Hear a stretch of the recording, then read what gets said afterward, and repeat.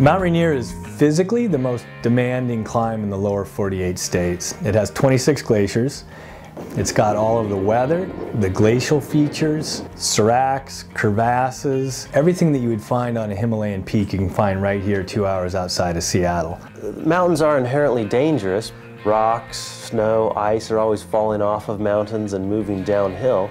And oftentimes people will be transformed the first time they climb a big mountain such as Mount Rainier. So there's a couple different ways to climb Mount Rainier. You can hire a commercial operator, and there's 3 of those up here on Mount Rainier. If you want to hire a guide, maybe you don't have the experience, and that's a good way to go. Increase that safety margin a little bit. But most of the people that climb Mount Rainier go up on their own, and an awful lot of them have developed the skills and know how to deal with different situations that can come up there. My name is Chris Stupnowski. Came here to climb Mount Rainier. My name is Brian Schrader, and I came to Seattle to climb Mount Rainier. It was much more than I could ever imagine. Rainier is a very impressive mountain. It sits all by itself. I see mountains in the Rockies before the Alps. You don't really get the whole majesty of the mountain when it's surrounded by other mountains, but Rainier just sits all by itself, and it just kept getting bigger and bigger and bigger the closer you got to it. And I was definitely overwhelmed the first time I saw it. There were 4 of us, myself, Brian, Becky, and Becca, on the Fur Finger route.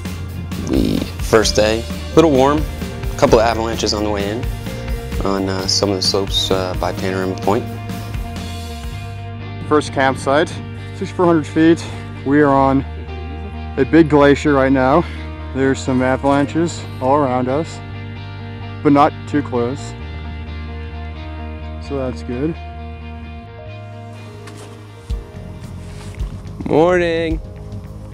Rather late start the next morning. Really hot across the Nisqually Glacier and up onto the Wilson. We were there on our second day, and we were trying to decide how to move from the lower Wilson to the upper Wilson. We were going back and forth, and then a solo climber showed up behind us and said that he'd lead up the pitch, and if it was safe we could follow after him, and made a remark that if the slope slid we could rescue him. And we all kind of laughed. He made his way about 3/4 the way up, and we were right behind him. I looked up the slope and noticed there's a skier, and I thought, wow, there's a skier there. I hope he doesn't hit the climber. And then not even a second later, the whole slope slid. Slope fractured, and all you heard was thunder. That's all it sounded like. I just froze, and someone yelled, "Run!" And I'm sitting there just watching this guy fall down the cliff, and I couldn't decide if I should run or grab my ice axe and arrest in the snow. And fortunately it's over before I made a decision. The slide at the base was probably around 6 feet deep of just heavy, heavy, heavy wet snow. Nice little joke before, huh? Wow, huh? Well, how do you feel? You all right? I'm going that way.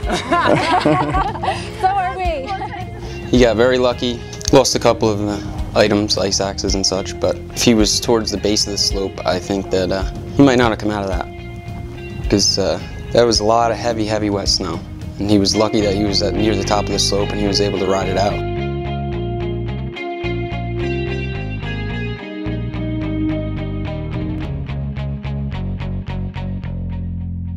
Kind of hung out there for the next 24 hours or so, and tried moving on up the left-hand side of the slope that slid.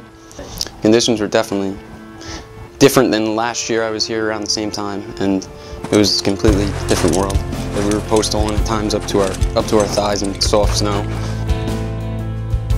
And with the weather, I didn't feel it was safe to go any higher, so we called it a day and came down.